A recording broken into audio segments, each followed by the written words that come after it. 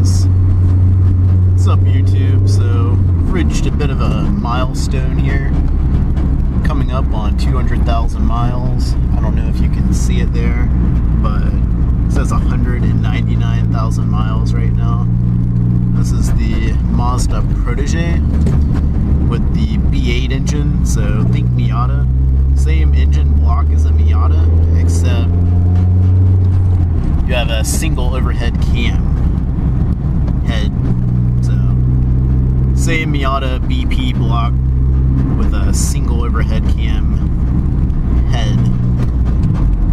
And instead of coil packs, you have a distributor, but basically the same thing.